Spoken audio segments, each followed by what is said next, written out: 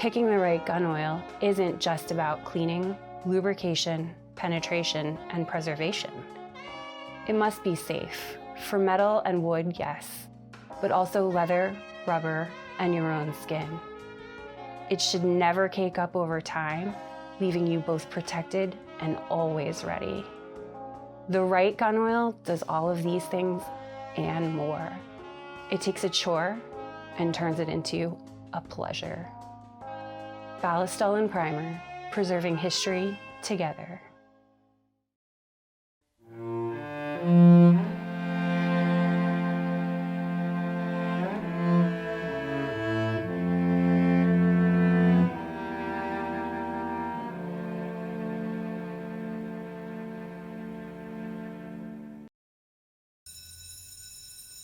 Hello class, I'm your professor for this lesson, Karl-Heinz Gruffudd. Today we'll be learning about the Union of Soviet Socialist Republics' modernization of the Russian Tsarist very own Mosin-Nagant bolt-action rifle. Now this specifically came out to be the Model 9130. This is a dragoon-length universal short rifle built on the extant Model 1891 Mosin-Nagant, or as it was known in Russia, the three-line rifle. That's for the caliber. Overall length is 48.5 inches. That's a satisfying 123 centimeters. Weight is 8.8 pounds, or an even 4 kilograms. The magazine is a fixed single-stack affair of relatively complex construction, which loads via a stripper clip, 5 rounds of 7.62 by 54 rimmed ammunition. Now we covered the original Tsarist Russian Mosin-Nagant model of 1891 in one of our prior lessons, but just to review quickly, Russia's final single-shot black powder rifle was the Berdan II bolt-action. The development of smokeless powder cartridges meant that this had to be replaced with a stronger action and preferably a magazine repeating system. Russia approached this problem in an incremental fashion, first deciding on a barrel and sights, and then the majority of the action. Concurrently, they also experimented with magazines before slapping all of this together just about at the end of the road. That means that we really have two names that stick out on the gun. Sergei Ivanovich Mosin is most often credited for just about all of the resulting design, though this is a bit unfair. Even what work he did do was backed up by various other engineers. Mosin is largely responsible, however, for the bolt and receiver of the final rifle. The barrel and sights were lifted directly off the French Lebel 1886. They just reduced the bore to 7.62 millimeter. The stock, as we can see, was largely inspired by the Berdan, so not much credit to hand out there either. Belgian inventor, gunsmith, and businessman Léon Nagant is largely credited for the development of the magazine system.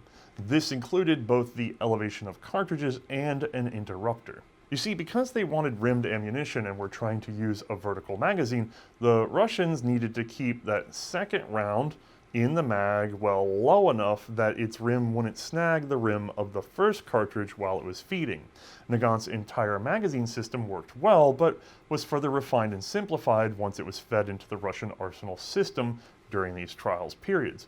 The Russian government considered their changes significant enough to dismiss his ownership of the design. However, Nagant's patent rights held up once the Russian government sought out having rifles produced elsewhere in Europe later on. This ancient patent conflict still has its effect today, as many Russian speakers only know of the rifle as the MOSINA, whereas in European literature, Nagant's role was always made very clear, if not exaggerated.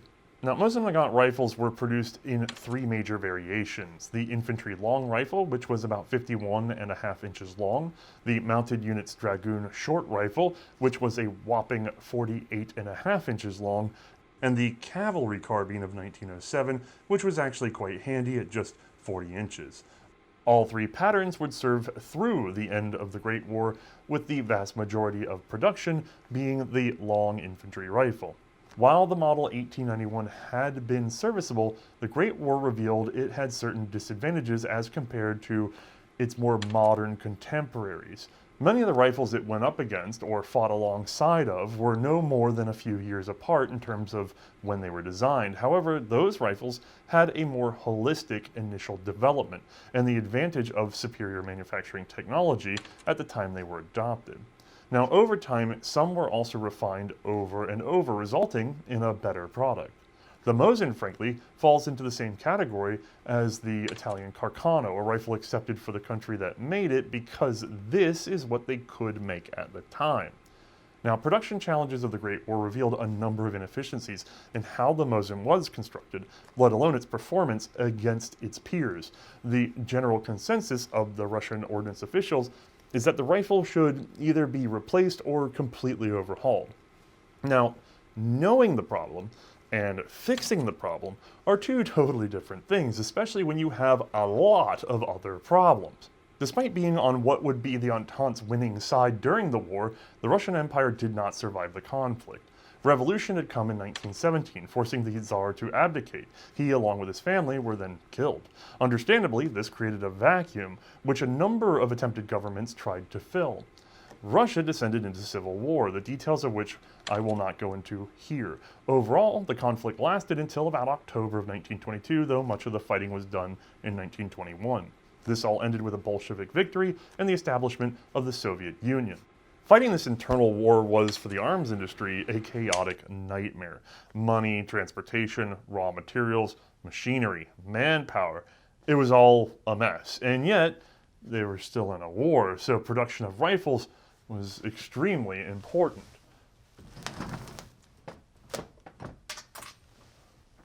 Up to and during the Great War, 3 rifle factories had been in operation, located in Sestroretsk, Izhevsk, and Tula. In 1918, Sestroretsk had downgraded into a repair depot only. It would not return to rifle production. The remaining 2 facilities saw their outputs drop severely as compared to Great War production. The machinery and inspection gauges were all wearing thin or already out. Combined, they were not meeting more than a third of the demand for small arms in the now Civil War fighting country. Izhevsk in particular had fallen into the hands of the White Russians for some months during 1919. Vladimir Lenin is even quoted as declaring, "Under all circumstances, no matter the cost, regardless of the enemy's situation, the labor intensity at Tula must be further increased to ensure the survival of the state." Tula personnel were given special rations, which became more important during the famine of 1921. There was even a 1923 attempt to purchase 1 million Mosin rifles from Germany, along with spare parts. This, of course, could not be done, but it does show how much demand remained. In an attempt to streamline what domestic production they had, the carbine was dropped from manufacture in 1922. In 1923, the Dragoon was put into production at Tula, where it had not been made prior. In 1926, long rifle production was halted entirely. This left the Dragoon as the official rifle of the Soviet Union. Now less of a Dragoon and more of a universal short rifle that wasn't exactly short. Now obviously it also became the focus of any attempts to further upgrade said service rifle. So during 1924, the main Directorate of Military Industry convened a meeting with various factories, the Rifle Committee and others, to discuss improvements to the Mosin. And by improvements, I mean anything that could be done without making them an iota harder to manufacture, nor require major changes to the tooling or machinery. Already it was known that there was no surplus of time, material, manpower, or money with which you would be able to make the introduction of any major changes. Ultimately, they did produce a list of desirable features, which helps us understand what was noted as being the worst of the Mosin's problems at that time. Notable issues include the front sight should not be integral to the barrel. Press it on instead. There should also be a sight protector. The rear sight base attachment could similarly be improved, by the way. The handguard could be shortened and should not put pressure on the barrel. The barrel bands should be easier to remove. Currently, they caused problems, stocks swelled. The barrel could be shortened, but this was pending the results of some testing.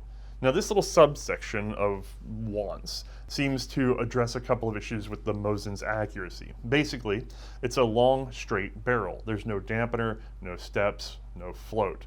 This made it very susceptible to changes in harmonics thanks to pressure coming from the handguard or the stock. And those stocks were made of birch instead of the more water-resistant walnut, which was found in other countries. The birch stocks tended to swell and deform more easily, which threw off your rifle's zero ever so slightly. Barrel length testing had begun in 1923 using Japanese rifles that they had on hand. Later, in 1925, this was expanded to a selection of 24 Dragoon rifles. Ultimately, the ideal length for a 200-meter rifle was found to be a barrel length of roughly 68 centimeters, though with a bayonet fitted, this dropped down to 66 centimeters. Now, returning to our list, the magazine could be simplified to use stamped side plates, and its fit could be improved to the rifle. Feeding should be made more reliable, and on that front, the cartridge interrupter should become two pieces, making its ejector function separate from its interrupting function. The cocking piece safety was too difficult to use. Fix it, but also don't change the bolt very much. The trigger pull should be lightened, and perhaps a trigger safety should be fitted. Ditch the offhand finger grooves, secure the cleaning rod better to prevent both loss and breakage. A cleaning tool could be designed and fit inside the butt trap, by the way. Ditch these stock holes for slings like other countries tend to do with, sling swivels. The receiver should be drilled to fit a gas escape hole, the stripper clip could be swapped to a new design, and the ladder sight should become a much more firm tangent sight. Now at this point, I should say that the rear sight of the Mosin had changed thanks to the adoption of the 1908 Spitzer bullet. This was retained by the Soviets with only the most minor of alterations over the years. In the later 1930s, they did manage to ditch the precious brass case for one made of steel. Almost all Mosin 1891 rifles and Dragoons that we see as collectors today have this upgraded rear sight that was designed by an armory worker named Konovalov. You know what? Actually, I have an original Dragoon here, so why don't you guys come take a quick look. Now, originally, Mosins would have had a plain, flat sight. None of this curvature that you're seeing there. It looks a lot like a Lebel sight, actually. However, with the introduction of a Spitzer cartridge, like so many other powers, they had to change over their sights. At which point they realized, well, this was going to be very expensive, because as you can see, this is fitted right to that barrel, and it's not wrapped around and brazed in place. This is major surgery to change this sight base. And you have a lot of troops in something like Imperial Russia. So they opted for a much cheaper option, which was to go ahead and curve the sight in order to get the range engagement that they want. If we get a look at it from top down, we see that we have a slide adjusting ladder sight. Now, generally in each of these steps, we're just adjusting for the first however many hundreds of actually arshins. This wasn't in meters necessarily. And then right there, that's our sighting notch in the tangent position. If we flip up to ladder, which is really where our volley ranges are, you'll see, yeah, we go really long, well into the, it looks like 3,200 arshins, I believe. This is optimistic at best, and really probably a reflection of some of the old Plevna fears in which Russians were outranged by the sights and not necessarily by the cartridge. But all this is to say that this assembly is unfortunately very vulnerable.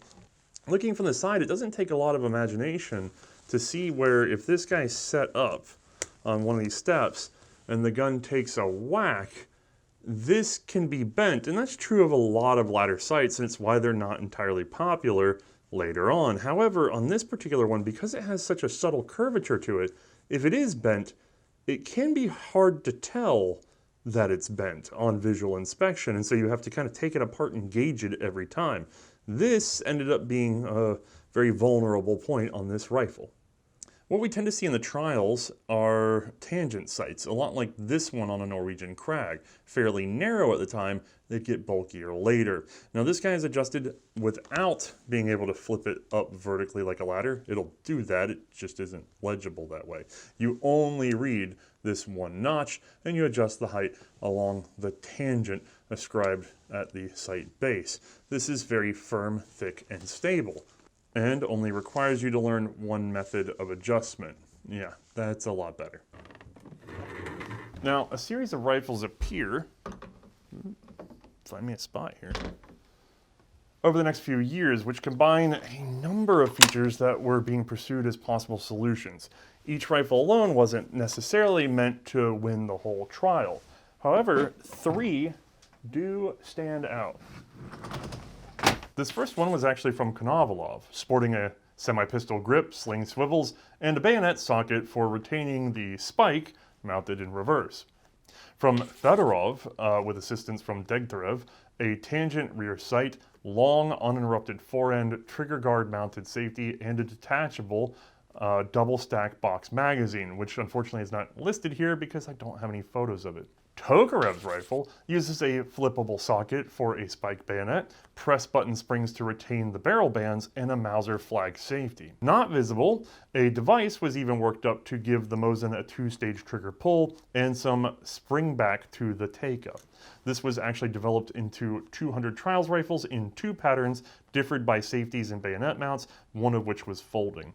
All of these designs feature front sight protectors and tangent rear sights. None were acceptably close enough to the standard model of the day, requiring too much effort to produce. However, they were essentially a collective body of possible changes that could be investigated for what did best. Attempts were also made with folding bayonets, but we'll explore that more in our next lesson. Wrapping in 1928, several fairly moderate decisions emerged. The barrels should be 10 centimeters shorter than the current Dragoon rifle. The bases of the sights should not be integral to the barrel or receiver.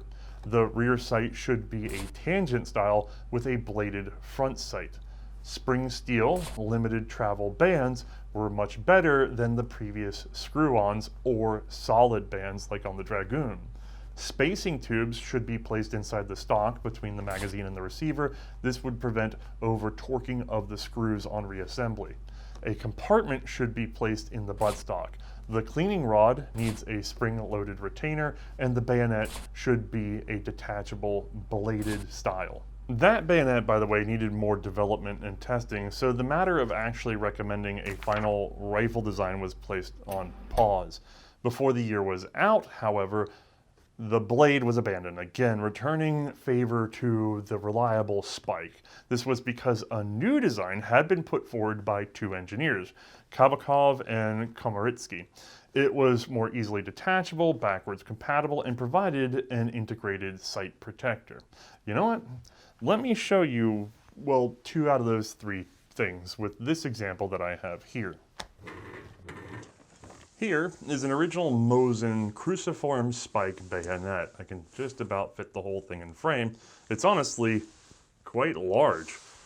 This guy also has a bit of a flat tip that I've heard was intended to be used as a screwdriver, although I have not found all the documentation that would go with that. Again, we have to get these lessons out every 2 weeks. Now, the way this guy is intended to work is that we flip this collar up, which by the way is screw tightened, and then we align the channel with the front sight, and we would go all the way on until we were behind the front sight, which unfortunately is, well, actually, you know, it can be quite difficult to get one of these Mosins to behave because they tend to be fitted to the rifle, but in this case we got pretty lucky in that we're loose enough. So this would turn down probably a little bit past that. There's actually, I don't know if you guys can see that, there's a stop right there to prevent this from going over too far. I'm not going to snug her down all the way because again, these were fitted to their rifles and intended to be left with them. On earlier Mosins, I've never found a match set. Some of the much later wartime ones that were refurbished after the war and imported in the US are matched when they arrive, and they fit together pretty nicely.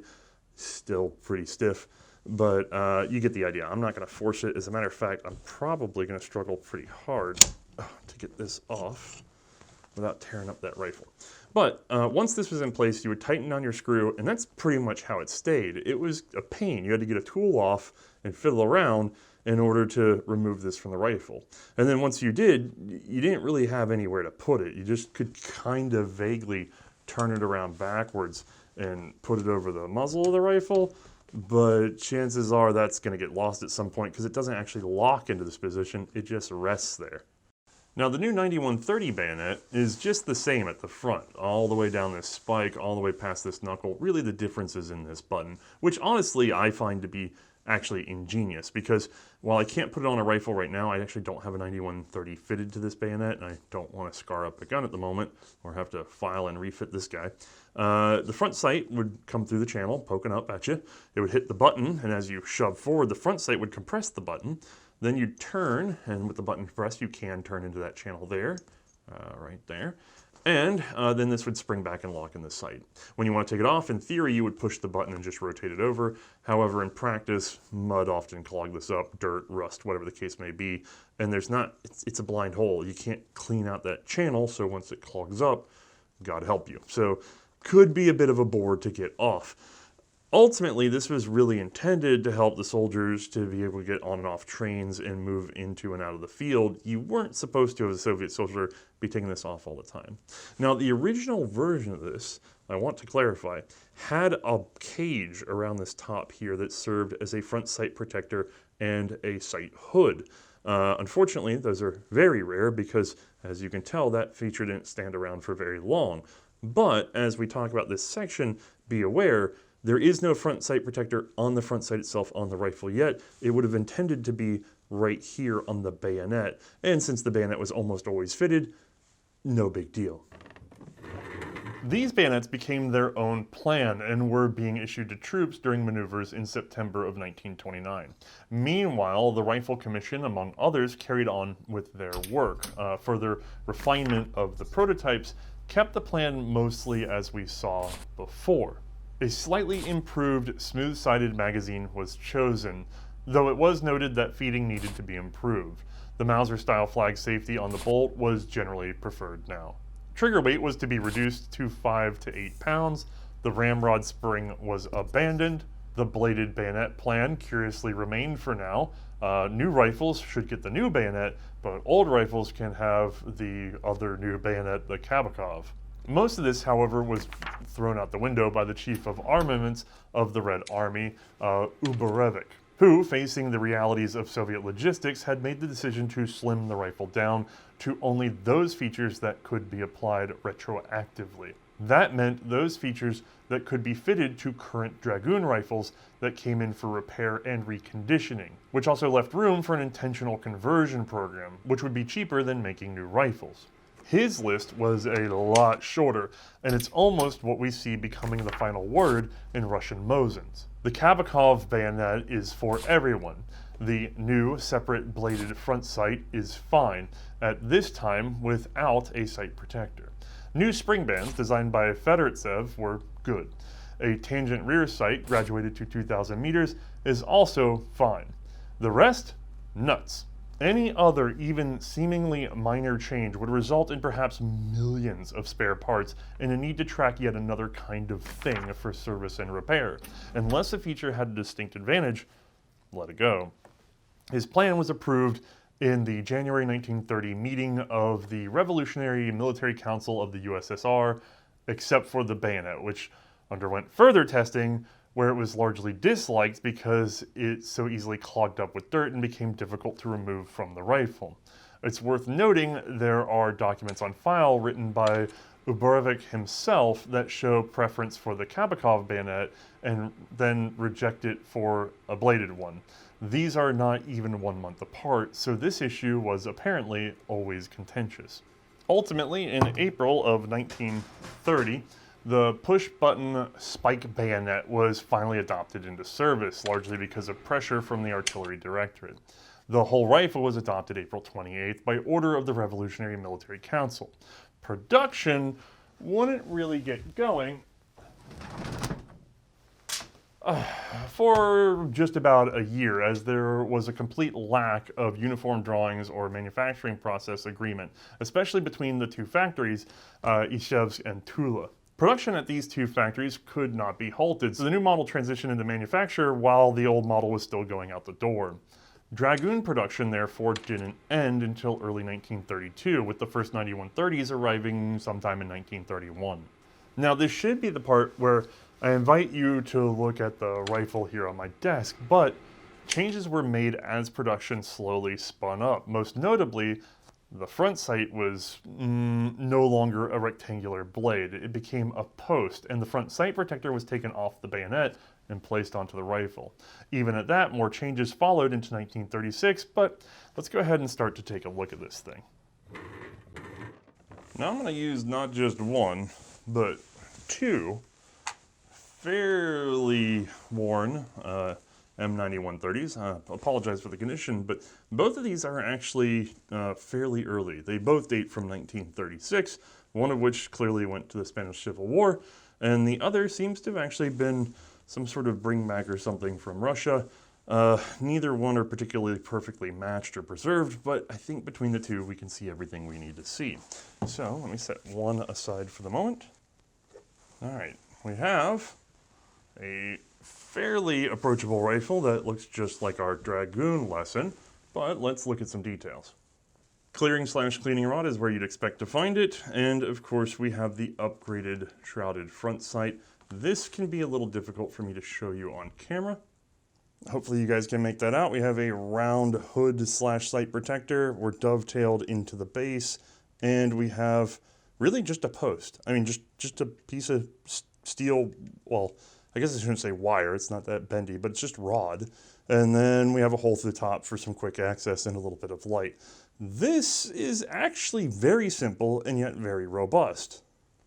Now there are 1 and 2 barrel bands, both of which are fairly loose on this guy, as you can tell with age, and held in place by these springs. If I bring her back up, this might be the easier one to work with. If we want to take her apart, you would just push down your spring and pull your barrel band forward. Now, of course, this can get pretty sticky if the wood has swelled at all. So what they did is they added, well, actually these little teeth, although that wasn't the original design.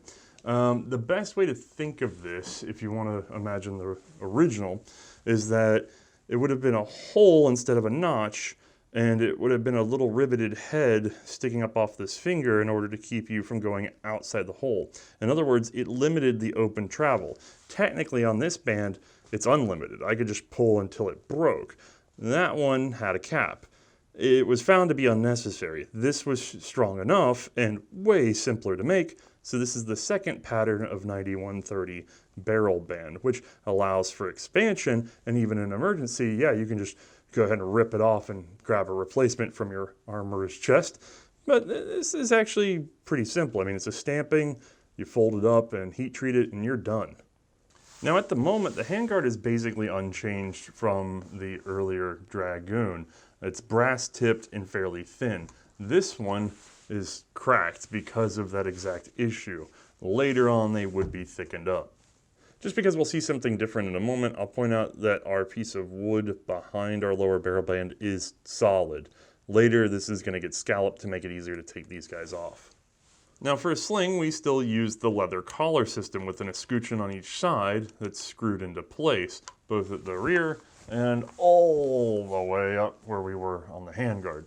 Now probably the biggest material change from the old rifle is of course this tangent rear sight, which is a solid block that only adjusts on this slope and does not fold up and read off of a center notch like a ladder. You just use it this way, and it's a lot thicker, stronger, and it's flat. So if it unflats, you can tell in a hurry. Now this is adjusted via 2 buttons, just like the prior rifle. You can walk them in, just like we were talking on our Mauser lesson long ago. So that's actually a nice feature most people don't know is on the rifle. Being an earlier style of this tangent rear sight, I'll go ahead and point out that our little flute for a rear sight notch comes down fairly far. Later rifles don't look quite like this. Ooh, and before I forget, these are no longer in Arshin. These are in meters, as the Soviet Union switched over to metric in September of 1918. I guess the rifles took a little while to follow. Looking at our receiver, we have a Tula star with an arrow inside, and we'll see that more clearly later, 1936 date, and a quote-unquote hexagonal or angular receiver. Now, this would be fairly quickly replaced with round. As a matter of fact, our other rifle was produced in the same year just over at Ishevsk and is already sporting a round receiver. And if you look closely, you'll see, let's look at a charging bridge, although I guess it's not really a bridge, just where our stripper clip goes. You'll see how angular and sharp these corners are and how high and proud they are. And over here, not so much. They're fairly rounded and easier to machine. Also, we have a nice sharp wall here. And yeah, it's relieved, but it's just, you know, we haven't cut as deep here, just little details like that where they've sped up production of the receiver itself. These two rifles have two different bolts, although only this one is matched to its rifle, which is even more confusing because it's the older style of bolt in which you can see it's clearly been machined with a step. This bolt handle sticks on out in the wind, meaning this was a fairly large piece to cut out. Whereas in this case, see how round and smooth we are through here? That's because this was a separate piece that was welded on and then ground and finished. So a lot faster, a lot easier. And just because we're here, let's take a look at these bolts. We learned this back in our other lesson, but if we decock it, we can then free our bolt head and of course our extension. Now this sits in between the bolt head and the bolt body. It also has a little runner that comes down and engages on this tab on the cocking piece right there. The idea here is to prevent this from rotating when the bolt is back and out of the action. If you want to disassemble further, you'd of course need to unscrew your firing pin so that you could get your cocking piece free of it, because right now they're very happily playing nice together with a lot of spring tension. Generally, you weren't supposed to go beyond this anyway for cleaning. Another interesting point of disassembly on these guys is that if we thumb back the latch inside the bottom of the magazine floor plate and let her out, we can, yes, unload the rifle and inspect, but also if we just go ahead and pinch this together, we can remove that entire bottom assembly and really get in there and scrub. Also, there's a difference I want you to see here. These two guys are different. This is the improved 30, this is the old Imperial. And if you look closely, right in here, you'll see a couple things going on. One, our arm has a set of lugs, one sticking out on either side, and a matching set of little shark fin lugs are on the body of the floor plate, and they're little guys that have been milled in at some expense. This prevents over travel on the rise. It stops where it needs to stop. This guy does the same thing by just having a beak at the end of the arm. It's a lot simpler and it works just as well. So, this one's a little stronger. The next thing's a little hard to see, so you're gonna have to trust me, but from the time these magazines were made, these cheek pieces, these thin pieces on the side, they were separate. And they were attached by pins to a rear assembly and a front assembly that were milled. Now they're being welded. And in addition to that, the front assembly in particular is no longer one piece. So basically right about here is where it would all be one integral piece. Now it's made up of several pieces, two mini cheeks and a central component that's all welded together before being welded to the rest. That doesn't seem like a lot, but when you do this and that and some other little things throughout the rifle, you start to really accelerate manufacturing time. And this is a big part of sort of the unusual story of the Mosin, right? You have a very outdated rifle that's getting more and more refined in terms of how it's manufactured despite its strange outdated shape. So at least we're getting efficient as we go. Now our new design includes a two-piece ejector, which is the little guy hiding in there that we'll see better in a second, and cartridge interrupter, which is actually serving as the spring for said ejector. Now it's screwed at the rear, big flat spring, tabbed on down to here. That's going to block your second cartridge in the mag so it doesn't get in the way of the first until the bolt comes forward and flexes this outwards, so like this direction, at which point it lets the next round up. That's to prevent rim jam. Now on the inside here, We'll see this blade, which is serving as sort of a left side feed lip, and that little button right there is our ejector surface. It doesn't look like much, but then again we have rim cartridges, so it doesn't have to get too much of a grab in order to shove them out. These being two pieces instead of one contiguous piece means that it's a lot easier to manufacture, and if one or the other breaks, you don't have to replace both. While we're in here, I just want to point out, and I know the gun's old and dirty, but this is all in the white, whereas bluing was on the outside. No matter how faded it is, you can tell the difference. Early in production, these guys, they would seal this whole thing up with a concoction of wax and I believe some sort of oil, and blue the outside of the gun and not blue the working surfaces. Later on, in desperation, they just blew the whole thing. Last but not least are stripper clips. Now, neither of these are particularly that old. This is from surplus ammo after the war. This one I think might be from Poland. I haven't looked that deeply into it, but this guy is in the original configuration for the most part. It has these little wingedlings sticking out. It's a separate cut. It's more difficult to make. Let's do like we've been doing with everything else and get rid of it. It works just the same. If it's just a little bit stickier, it's fine. To be honest with you, this was more for retaining ammo when it was being taken from the pouch to the rifle, and apparently that extra grip just wasn't that necessary. This seems to have worked out just fine. Now, other than some fine tweaking, this rifle works just the same as that old 1891, so I'd recommend you review our lesson and its included animation if you'd like to know more about the internals and exactly how they work. Instead, for now, let's take a break here and watch a little film of our own May demonstrating this new model 1891-30 rifle.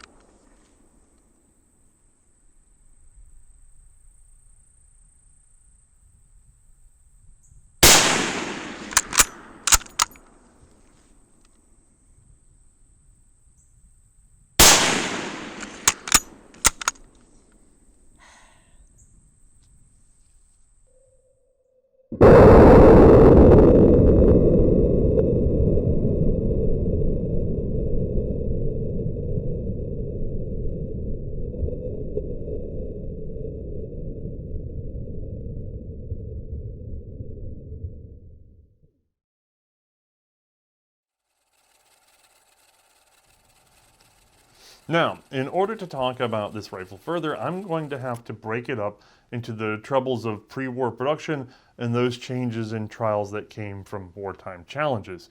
Like I said earlier, this rifle for the USSR was only produced in two locations, Izhevsk and Tula. Both of these plants used to mark their rifles across the chamber area with a rather elaborate script. Both were given simple logos in 1928. They can be used to quickly tell who manufactured your rifle, well, mostly. There's actually an exception we'll see in a little while. Now, production is really just about half the story of this rifle. It's difficult to explain every change in assembly, let alone changes in the machinery itself, but let's look at some figures that might help us out. In 1929, the actual cost of a rifle was 58.86 rubles. The government's planned price was 54 rubles. That's not great, but even this was an improvement because in 1925, it had been 62.68. In the early 1930s, only 52% of the effort put into the rifle was through machine work. The rest was still manual activity.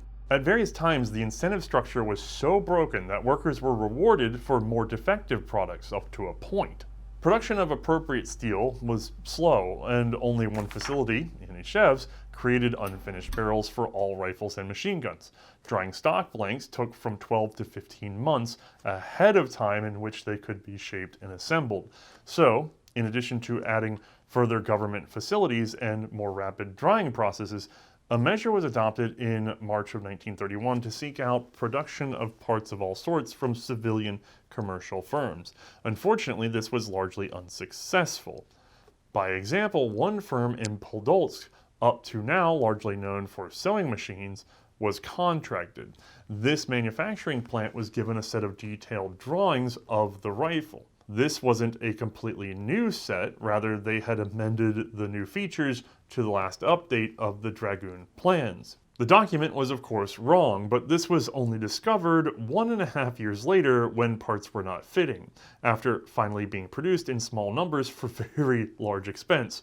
Still, some support came to the arms industry through the first of the USSR's 5-year plans, which focused on heavy industry. Beginning in 1933, efforts to overhaul production really sped up.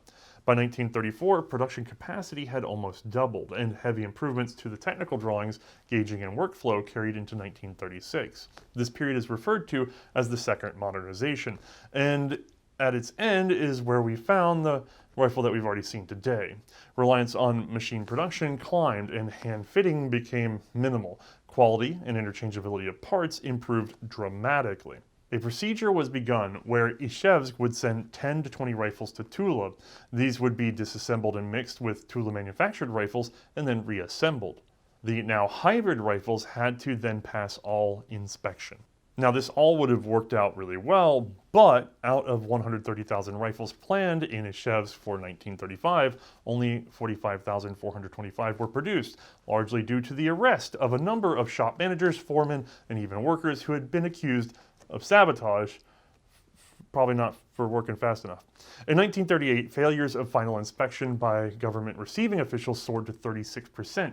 Yet again, a financial incentive had emerged. The factory inspectors were paid on the number of rifles accepted, not on the number inspected. And while we're counting rifles, originally Mosins were serial numbered starting from 1 and rising to whatever was done that year. Each year the number reset.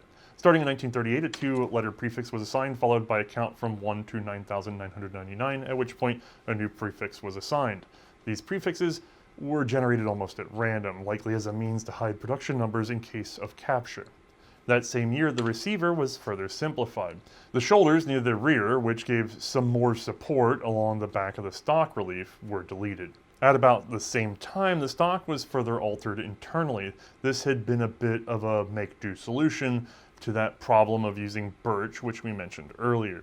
Initially, the rifles had been coated in linseed oil, like so many others, but this hadn't been as effective on those birch stocks, so a sort of tar was painted on. However, warping was still common through the early 1930s. Various resin, shellac, varnish, and other coatings were tried, often in combination with treatments to impregnate the wood, restricting the capillary action that would absorb said moisture. The most successful of these seems to have actually been infusing bakelite, though that had other costs and problems associated with it. In 1939, it was decided to open up the forestock more, minimizing contact with the barrel between the stock and the handguard. In this way, fewer rifles needed to be manually adjusted. This proved to be a stopgap. Around the same time, the escutcheons in the stock for the sling bands switched to a pressed-in form versus the screwed-in. In 1940, Izhevsk developed a varnish and polishing method that served as a better solution overall. Now, just to slide something in here, I should mention the development of a new carbine in 1938. This was largely just a modified 9130, and we'll get a better look at it in our next lesson. All right, let's turn back to the Podolsk plant, which has, up until this point, still been slowly moving towards rifle production. By March of 1933, they had received over 4 million rubles in order to take on tooling, gauging, and expand, and had managed to produce parts enough to cover just 2% of the labor that went into a Mosin-Nagant. The plant went through various reassignments until 1937, when it was folded into the main directorate of the motorcycle industry of the People's Commissariat of Mechanical Engineering. Despite the whole motorcycle thing, they kept on working at the rifle parts, and finally plans came together for production of complete rifles in 1939. Development of the special workshop halted motorcycle production and reduced the output of sewing machines. By February, they were starting on barrel production, and in the fall, the entire thing went completely out the window, sort of. The higher-ups had decided that the USSR needed a new rifle. Surprisingly forward-thinking, they were moving towards a wide-issue semi-automatic. We've seen some of this trial rifle in our lesson on the SKS, but the result for now was the SVT-38. Why make Mosins with the new facility when it could be geared for this right from the start? The SVT, however, still needed some work and would be advanced on to the Model 40 soon enough. This, of course, stalled mass manufacture as the little details were worked out. Even so, production of the Mosin was staged down at Tula. Mosins there were largely only being made for the sniper version. This had been a fairly forward-thinking, scoped rifle developed during the interwar period when the World War I sniper programs had been left long dormant elsewhere around the world. Unfortunately, it is beyond our scope for today, but it does deserve a look along with its brethren another time. SVT production was also tooled up at Izhevsk. Plans had been made for 60,000 of the rifles in 1939, 600,000 in 1940, 1,800,000 for 1941, and 2 million for 1942. This aggressive plan had some factions of the government clamoring to end Mosin production in order to speed up this stage up for the autoloader. People's Commissar for Armament Boris Yanikov argued passionately for the continuation of production of the Mosin-Nagant. His opponents were likely flustered when Stalin agreed with his position, because in June of 1941 he was arrested and condemned to death for failing to carry out his duties.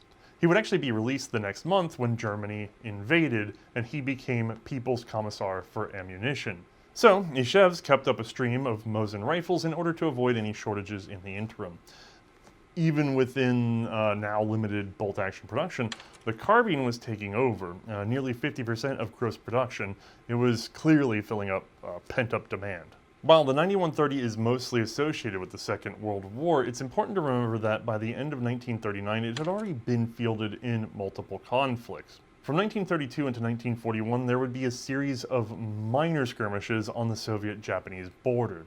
Images do turn up with the 9130 already in hand. In 1934, the USSR also sent troops into Xinjiang in northwestern China. Curiously, here they allied with the White Russian forces. New-made 9130s were also supplied to the Republican forces during the Spanish Civil War. Initially, the USSR had sent over worn-out 1891s along with various foreign weapons that they had in inventory. In 1937, however, they began shipping new-made 9130s. Actually, both of the early 9130s I have here have Spanish markings. Most early 9130s that remained in the Soviet Union would be reworked and rebuilt later on, so the Spanish surplus is actually a good source for these time capsules of Mosin development. Markings include a Spanish flaming bomb on the stock, or just being stamped made in the USSR, usually on the site base. Having signed a non-aggression pact with Germany, the Soviets took the opportunity to secure more of the former Russian Empire, invading part of Poland at the same time as Germany, attempting the same with Finland during the Winter War. Both of these were in 1939, mind you. In 1940, the USSR occupied the Baltic states. This, of course, kept demand up for both the bolt actions and the new autoloaders, but it was all fairly manageable, that is, until the pact fell apart. On June 22, 1941, Operation Barbarossa, the massive and rapid German invasion of the USSR, was begun. Over the next weeks, German forces pressed the Soviets across the entire front.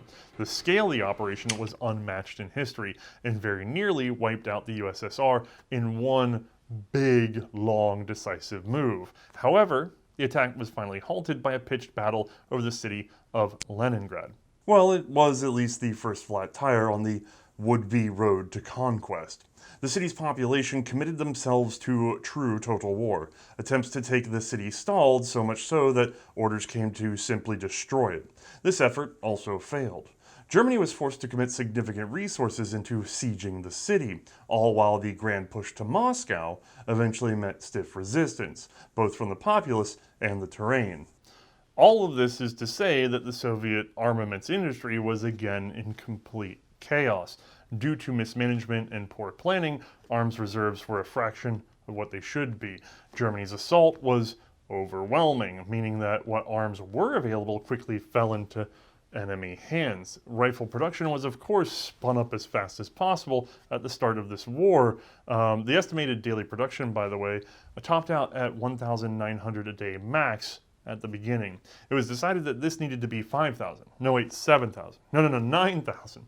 Frankly, the USSR was losing rifles faster than they could produce them, let alone the need for mobilizing more troops. Production of the SVT-40 at Ishevsk was halted in order to free up men and equipment for the old bolt action. At Ishevsk, all civilian product manufacture was halted. Efforts were turned to the rifles with as much streamlining as immediately possible. Still, daily production only jumped to 2,660 rifles. In August, the fairly new State Defense Committee approved measures to simplify production of the Mosin-Nagant rifles further. Many were simply taken from pre-war suggestions that were never put into production. Over the course of the war, these would come to include increasing tolerances of various parts, rougher, less finished metal on any non-working surface, and even those surfaces were no longer sealed off during the bluing process, the receiver's left wall was left higher. This was already done on snipers. As the scope interfered with clip loading anyway, it was nicer to have a more rigid receiver. The rear sight base was no longer soldered into place, rather it was fitted with pins. More rapid button rifling of the barrels was implemented, however the old drawing machines were still in service, so both types carried on for a while. Proof testing with a single overpressure cartridge replaced the previous powder testing. The butt plate screw holes were no longer piloted with a drill, rather they were stamped out with a punch. The springs for the barrel bands went from milled to stamped. The stock sling escutcheon changed from brass to steel, and it was definitely pressed in. And the press-ins were eventually replaced with simple steel tabs. A stamped and welded magazine floor plate and stamped follower were also introduced for a time. The stamped floor plates were retracted, then allowed again. The followers, however, were set back to original thanks to poor performance. Permission was given to abandoning that varnish and just using impregnation with pine resin instead. This was apparently only meant to be used when absolutely needed to make deadlines. By 1942, however, resin was considered inadequate, so varnishing returned, but with fewer coats. Laminate stocks, made up of many layers of much faster curing wood, were also approved in 1942, though they seemed to show up rarely, and even then much later. In 1943, the handguard was thickened up by adding an extra millimeter. Apparently, they were breaking. Another change was the omission of a sort of cartridge ramp which circled the chamber area of the barrel. Here, it's probably actually best if I just give you a little illustrated cross-section so you can see it. The original Mosin had a curved ring milled into the front of the receiver, where the barrel was supposed to touch down when fitted. This came from the era of round-nosed cartridges, which may have to be loaded singularly. With the Spitzer bullet and feeding from a magazine every time, it seems that this had become more redundant, and it was much faster to just bore straight on through the receiver. While not much is obviously visible to the eye, I do have a wartime production rifle right here, so let's go ahead and get a brief look. Alright, if this looks shiny, that's because it's been heavily shellacked. Now, I'm not sure if this is just the wartime shellac, because this is from '43, I doubt it got that much. This is probably a bit of post-war refurbishment. Certainly it's a lot darker than I expect for that time in the war. But this is a 1943 wartime Mosin 9130, so let's get a look at some of the particularities. Unlike our previous rifle, note that it is blued down inside the action even on the working surfaces, although the bolt is still in the white. If we move forward slightly, you can really see that they cut this out from the machine and left it at that. Maybe some rough polishing to keep you from slicing your hand open using it, but that's as far as we go. Same with the barrel, which you can actually now see was cut from a different machine. Look how fine it is. It's almost like a vinyl record with these little lines in there. Different from how the receiver was cut out and then joined together later. So at least that stands out. Our soldered on rear sight base is now pinned. Look at that. Boop and boop right on through. And it attaches quick and easy. The rear sight notch is no longer milled all the way down our arm. It's just right there at the top. Previously, our barrel band springs had been milled. This one even has a little rust and pitting on it. And if I turn it, you can see, yeah, it's fairly thick. Let me set this aside. These guys are just stamped out. And if I flip her, yep, look at that. Our escutcheons are no longer screwed into place. Instead, they're just pressed on into the wood. They're just a simple flat piece of metal on either side. Borrowing a carbine from our next lesson, they even became just sort of like a piece of sheet steel that was pressed over and run through to the other side and hooked down just the other way. As a matter of fact, let me flip this over. Yeah, just whoop, straight on through. Now there's a number of other little features that changed for the 9130. Ignore this for a moment. These guys, the nose caps ended up being stamped out instead of milled like the older ones. And the brass that would have been here for the tip and rear of our handguard changed. I'm not sure what alloy it is at the moment, but it seems to be more brittle. And then for the most part, you tend to see steel as a replacement. Some production oddities also appeared in 1941 specifically. Let me get this guy set down for just a second, y'all. All right. While shutting down SVT production freed up resources for the Mosins, there was a bottleneck that would mean a loss of rifles overall for the first month or so. Ishevs just couldn't crank out enough receivers, but thankfully, a large stash of Imperial-era rifles were stored in the basement. These were likely worn examples waiting for repair at some point in the past. They were stripped for their receivers, which were put into production, resulting in Hex World War II receivers. Another confusing point, Tula's leftover barrels were also sent to Ishevsk and assembled a year later. Some 1940 marked Tula barrels actually have Ishev's inspection marks.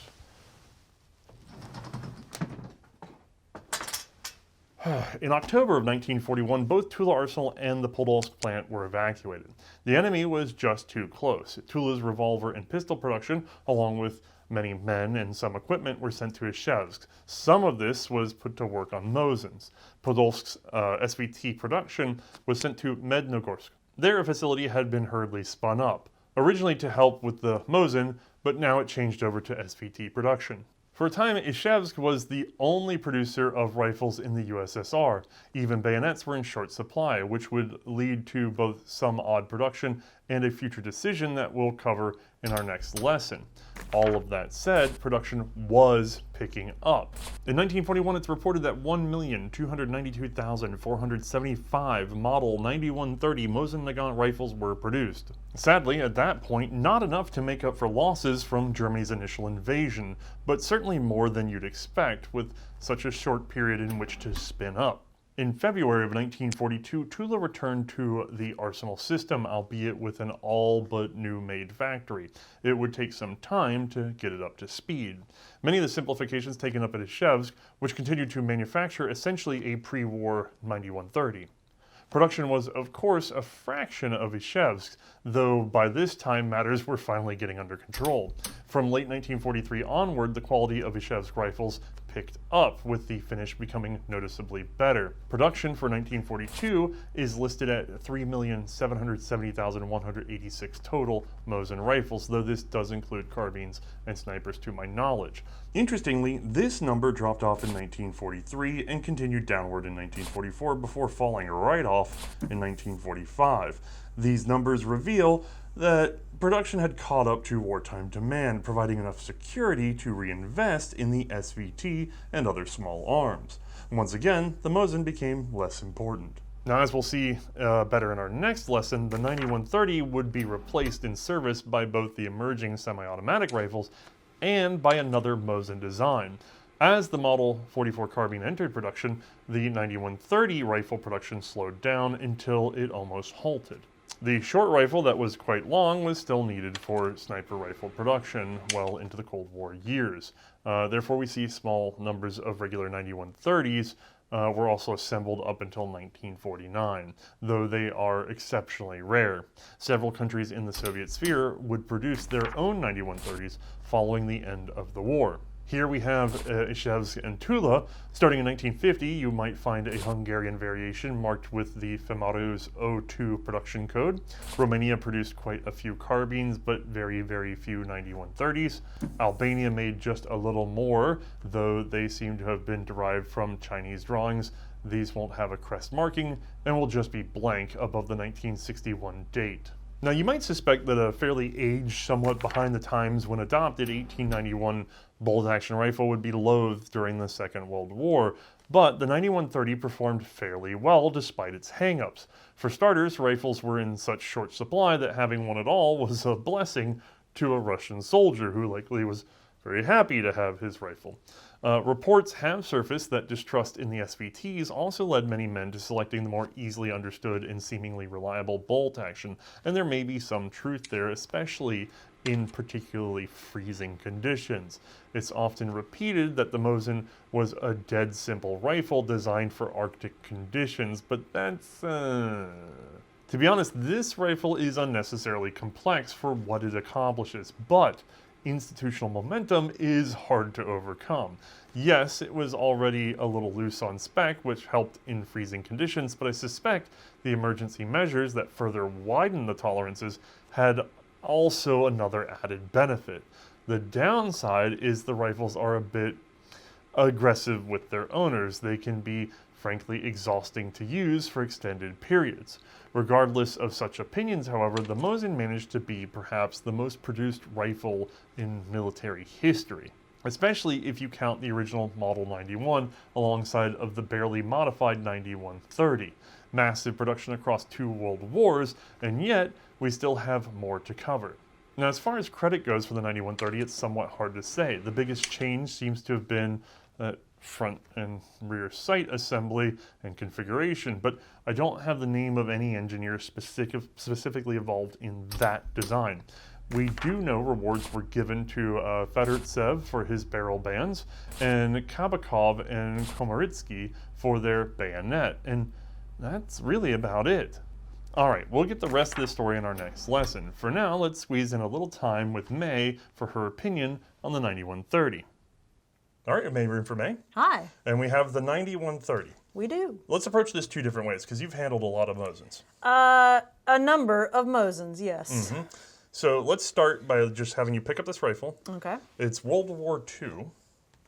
You right. are considering the enemy's weapons. Let's say that you work artillery and you understand this stuff. Okay. You've seen the short magazine Lee Enfield Mark III. We haven't seen the number 4 yet because the war hasn't started. True. But we've seen like the Moss 36, we've seen the Kar 98K, Belgian 35, the US all the 30s is doing something different, but you know, we've seen 1903 A3 kind Sure. You see this. Okay. What are your first impressions? We're still in World War I. That's what I think when Yeah. I see this, because this just looks like the Dragoon, basically. Yeah. I mean, a little bit's different. I mean, obviously, we've had some improvements on it or some changes, but general appearance-wise, you wouldn't necessarily be able to spot it if you're looking at it, you know, casually, I would say. This is longer than other short rifles. I mean, yeah, this is, what's the length on this one, 48.5? Yeah. Yeah, It's longer than other short rifles. so not a carbine. It's a straight wrist stock. Yep. But nice and thin wrist, I will say that, so that's pretty decent. Mm-hmm. We still have old school just barrel bands, just rings. Yeah, that aren't great. A lot of, like, They don't even look like they're good material. I say this sort of like ring barrel band thing went out with single shot rifles, so they were kind of in World War I. Right. Especially the skinny, awkward ones that are on this gun. And then split bridge back here. Yes, great. already going out of vogue during World War I. Okay. Distended magazine, single stack, Yep. very complicated. Already not the most common magazine in World War I. Nope. I mean, we have a tangent rear sight, but you know, by then shouldn't we start seeing aperture sights starting to come out? Yeah, but how are you going to mount it on this gun? Oh, I don't even know. So, yeah, this is kind of a mess if we're thinking World War II. This Not great. gun would have looked at home in World War I and still been outperformed by other designs. That's not good. No, and I know, okay, this is going to make people upset. Lots of people love the Mosin because they own the Mosin. I mean, I love the Mosin. I own a Mosin. Their favorite argument to say is, well, it was the most made, it was the simplest. It's not, by the way. They want to make arguments for the fact that it did do its job.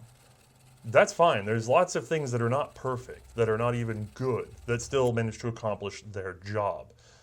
the Mosin's #1 advantage is the fact that they kept making it, and it doesn't blow up when you shoot it, and it mostly hits what you're shooting at. It does. And even in that regard, I'm sorry, but there's been a lot of forgiveness given to a gun that has a birch stock that does not like to hold zero after it's been taken apart and put together without the right pressure, that doesn't like being wet and dry until it starts pushing on the barrel. The zero wanders fairly easy on these guns, and they'd have done a lot worse in more tropical conditions. I mean, that's fair. But Russia isn't tropical, so I guess fine. Yeah, that was the last they had was tropical. These are all issues that the USSR knew that they had inherited, so don't blame the messenger. This is just reality.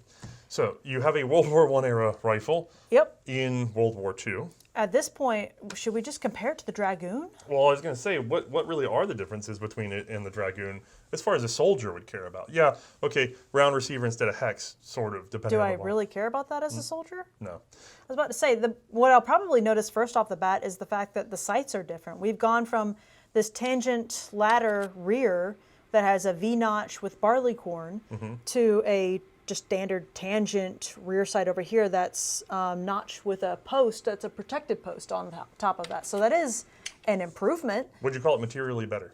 I would call it stronger and easier to acquire quickly.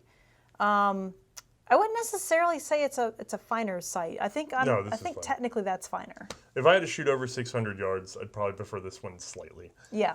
But that being said, I strongly prefer that under 500. Yes, I would agree. I would agree to that. I will say the sight hood, excellent. Yeah. It serves as a hood, it serves as a protector, and that little post that's in there is in terms of material and replacement, very great. easy. Yeah, it's simple for machining. It's got to be easy to replace, and even I, as a soldier, could find it a little bit if I wanted to make adjustments. Now, I can't add to it necessarily, but I could at least reduce it. They've done something cheap and easy. I think it works out just fine. Yep. But otherwise, just looks-wise, I'm going to tell you that it doesn't look to be really anything else on the outside. No. And I will say, if I'm handed something like this, and, you know... Well, I guess the bridge is technically shorter on this guy. Oh, yeah, now you're getting into nitpicking. Well, yeah, but yeah, that's just it. Like, I would have to sit here and stare at the two to see the differences. Notoriously, like, so if I'm handed this, the straight wrist stock, the fact that it looks a little worn, now, of course, this is worn. It would have been newer when it was new. Just a touch. Even new, though, the fact that they had relieved the handguards and the forestock in order to keep pressure from building on the barrel means that there's some movement in here. These bands are designed to be able to release on that gun, even more so than the fixed bands on this gun. That handguard wants to wander pretty quickly. Yep. There's a sense of poor quality, even though it's not necessarily poor quality. It's intentional, and it's just a problem. You know what I mean? And it's only a cosmetic one, but it still is a confidence issue. Now, between the two, I will say there was a difference that I did feel. I didn't see it, but I felt it. Oh, yeah? What was that? The trigger. The trigger on this one is definitely lighter than the Dragoons. Yes, and we have checked that against... Unquestionably. 91 long rifles, 91 Dragoon. We don't have the carbine here, but we recall it. And then we have several 9130s. We actually have 3 on hand. Yes. All of them have lighter triggers than their precursors, and we saw in our lesson that should have been intentional. I just never actually saw where they implemented it in my notes. Don't get me wrong, the trigger's still creaky. It's a creaky single stage Mosin-esque feeling trigger, so it's not great, but it definitely was much lighter. Oh. So that's better. All right, Cool. the trigger's a little lighter. Is the action any smoother? No, it's still got that rubbery, stiff sensation to it. Stiff cock and open, rubbery close to it. That's just, it's gummy feeling. Unfortunately, just you can really tell tolerances on these pieces were not their strongs, or there was a lot of play. Yes, exactly. Yeah, they're wide open, and they're also stacked. I've gone through this before. People say the Mosin is simple. No. No. I don't even know where that came from. I guess I could understand. Like, it's simple in bad ways. Like, it's simple in the sense that it's just a pencil barrel. You know, it is a label barrel. They never did anything to correctly bed or cut the steps in it like you see the Mausers, or even jacketed like the Belgians. There's nothing at play here. It's just a barrel sticking out there, which means the harmonics go all to heck. The Mosin also has sort of a design pedigree that's very odd. We talked about this in our episode, but the bolt seems to have been incremental solution as well as the gun itself. Correct. Right? We talk about they took a lapel barrel, they shove it on this action by Mosin, they take a magazine from Nagant, they refine it and shove it on there. Everything's sort of tied together right at the end in a Burdan stock, right? Correct. Which is probably why it looks like it's from the previous century. Unfortunately, yes. Then the thing is, inside of the bolt itself, and I don't have documentation for this, but just looking at it and sort of thinking on it in similar bolts like the Hotchkiss bolt, it looks a lot like it. It looks like what they did is they added front locking as a separate bolt head so that you could use it to fit headspace easier and blah, blah, blah. When they did that, they had to come up with a mechanism for attaching it, so they create this little grabby thing. Then they pull it out and they realize they have out of battery rotation, so they have to add a part to prevent that. All these little parts, though, just get added and added to the bolt. They're not solved with a core change to the bolt design. Oh no, so they're literally, okay, fix this step. Well, let's now fix this step. So it's building on top of Right. each other as opposed to the John Browning harmoniousness that he created. And every time you add to it, you now have more surfaces in play when you start to move that bolt. And you've opened up the tolerances between those surfaces, so they're hitting at different times with different stickiness. That's and that truly creates this unfortunate. rubbery sensation of working the bolt. That is sort of the problem with the Mosin. Fair. All right. But specifically with this one, if we want to talk about... Yeah, we got the action. We've gotten through the action. You need to load it. Yep. Stripper clip loading, was it any different from the 91? Objectively, no. I couldn't really feel any difference. Like with all Mosins loading up, you want to make sure you tip up the front of the cartridge as you're pushing through. And I mean, this one in particular didn't give me any issues or any real guff with it. I mean, it was not smooth, but no Mosins are particularly smooth that I've noticed. I have seen some magazines fight some people before, though. Either it will just under or overfeed it. I guess it's due to tolerances. Well, it's the interrupter. You either get past it right or you don't. Yeah. They're very sensitive to getting not only you got to get past the feed lips, but then you got to get over the interrupter, and it's a thing.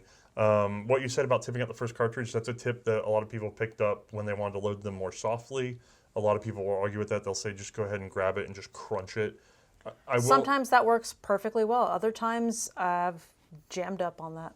I will say you can always crunch it if you pull hard enough. I mean... But at the same time, you're just adding more fatigue versus another gun where if you grab it and crunch it, it works. So the resistance in the clip does seem to be a little bit more severe to me, probably because of the tipping rims sort of stacking on their way down. All right, you got her loaded up. And then, like I said, we already talked about the action, we already talked about the trigger. Goes boom. Yep, goes boom.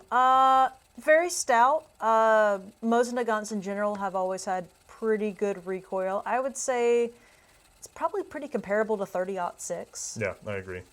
Now, it's still not my favorite. Admittedly, I love shooting Mosins. I actually really do enjoy them as rifles. Unfortunately... Do you enjoy them for being smooth and pleasant and fun? No, I enjoy them for the insanity that they are and just the gag of them, I guess, more so than anything else. And also taking new people out to shoot them for the first time. Tons of fun.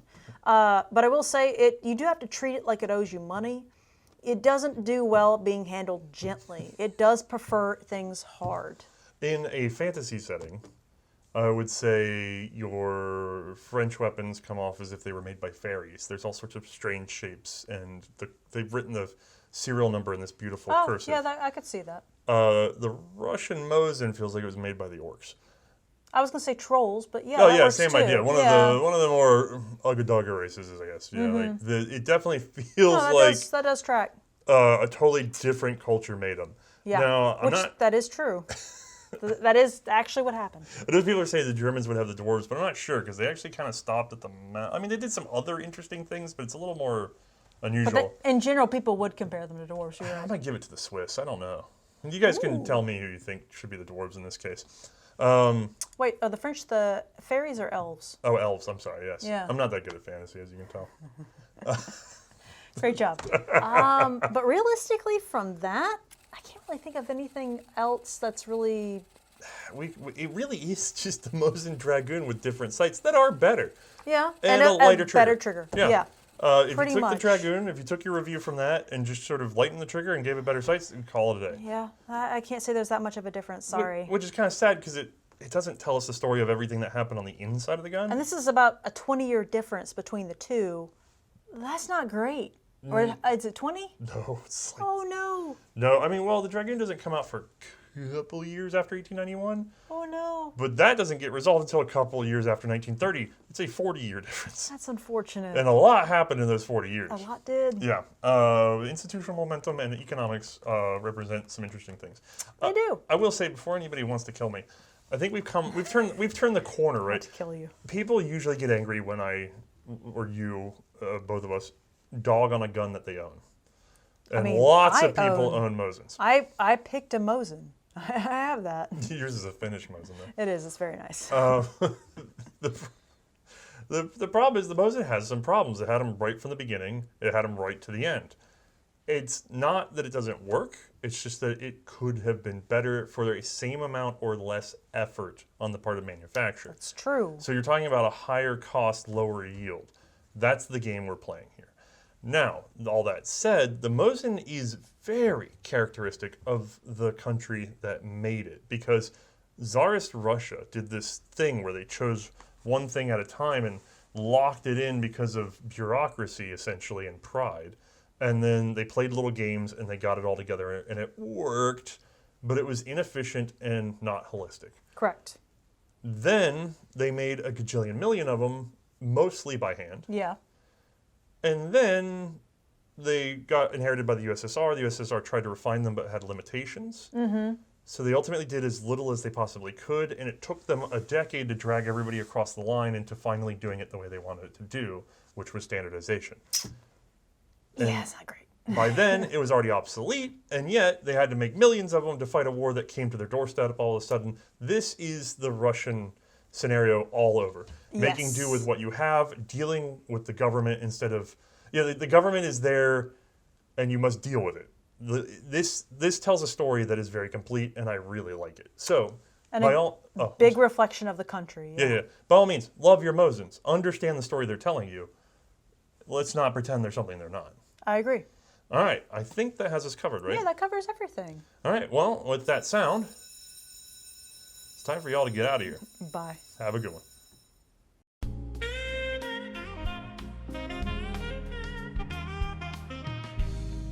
For those of you auditing at home, today's video lesson was made possible by a generous loan from my friend Brandon and from my friend Brian in order to give us examples.